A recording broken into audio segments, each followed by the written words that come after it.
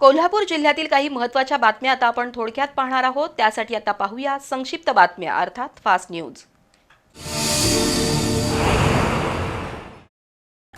KIT कॉलेजमध्ये computer science AI machine learning अभ्यासक्रमाच्या शेवटच्या वर्षात रेवा तांबोळी शिकतीये।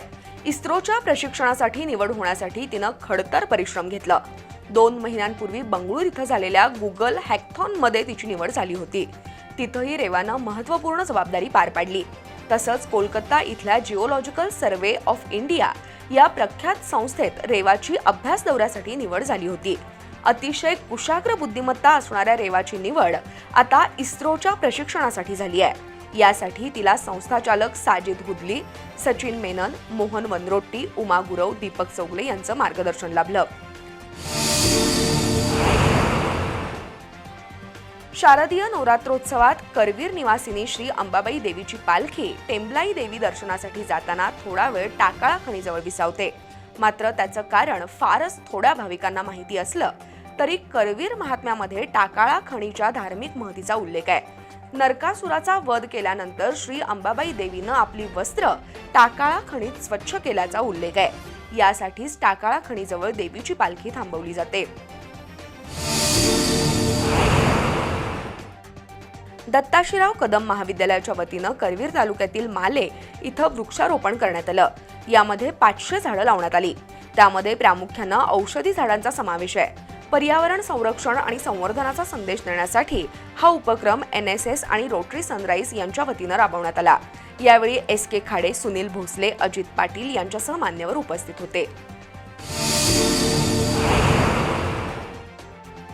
शिवप्रतिष्ठान हिंदुस्थानच्या वतीनं नवरात्रोत्सवानिमित्त दुर्गामाता दौडचं आयोजन करण्यात आलं होतं। कोल्हापुरातील बालाजी पार्क इथून ध्वजपूजन करून दुर्गामाता दौडला सुरुवात झाली।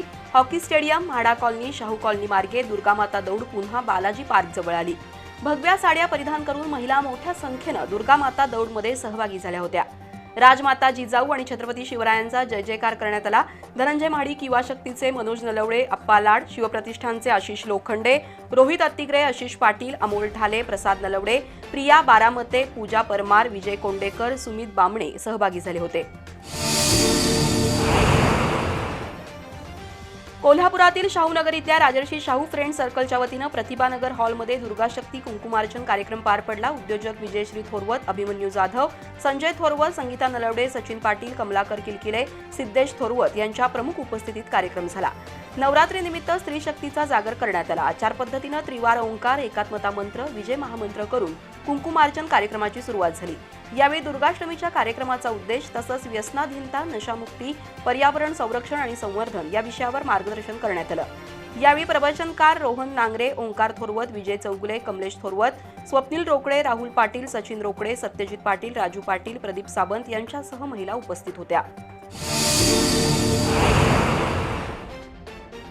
कोल्हापुरातील मंगळवार पेठेतील मावळा कोल्हापूर ग्रुपच्या वतीनं मराठवाड्यातील पूरग्रस्तांना मदत पाठवण्यात आली। मंडळाचे अध्यक्ष उमेश पवार आणि कार्यकर्त्यांनी जमवलेल्या रकमेतून एका कुटुंबाला महिनाभर पुरेल इतकं धान्य आणि जीवनावश्यक वस्तूंची किट बनवण्यात आली। अशी 350 पेक्षा अधिक किट जमा करून ते वाहन मराठवाड्याला रवाना करण्यात आलं। समाजाच्या मदतीसाठी नेहमीच विधायक उपक्रम राबवणाऱ्या मावळा ग्रुपचे उमेश पवार आणि सहकार्यांचं या उपक्रमाबद्दल कौतुक होतंय। इचलकरंजी नजीक चंदूर इथं राहणाऱ्या शाहिद चांदकोटी यानं सोशल मीडियावर त्याच्या धर्माबाबत केलेल्या पोस्टवर विशाल कोरवी यानं वादग्रस्त कमेंट केली। कोरवी यानं 2 समाजात तेढ निर्माण होईल अशी कमेंट करून धार्मिक भावना दुखावल्याप्रकरणी कोल्हापुरातील जहीर जमादार यानं शिवाजीनगर पोलीस ठाण्यात कोरवी याच्या विरोधात फिर्याद दिली आहे। त्यानुसार पोलिसांनी कोरवी याला अटक केली। त्याला न्यायालयात हजर केलं असता 30 सप्टेंबरपर्यंत पोलीस कोठडी सुनावली आहे। नवदुर्गामधील तिसरी देवी असलेल्या पद्मावतीचं कोल्हापुरातील मंगळवार पेठेत मंदिर आहे। या मंदिरासाठी स्वर्गीय कल्लाप्पा आणि लीलावती शेटे यांच्या स्मरणार्थ दिलीप शेटे यांच्याकडून अखंड ज्योत अर्पण करण्यात आली। देवीची पूजा आणि घटस्थापना झाल्यावर शेटे यांच्याकडून मंदिराचे श्रीपूजक असलेल्या कालेकर दाम्पत्याकडून अखंड ज्योत प्रज्वलित करण्यात आली। यामुळे देवीच्या मंदिरातील अखंड ज्योतीला तेल अर्पण करण्याची सुविधा भाविकांना उपलब्ध झाली आहे।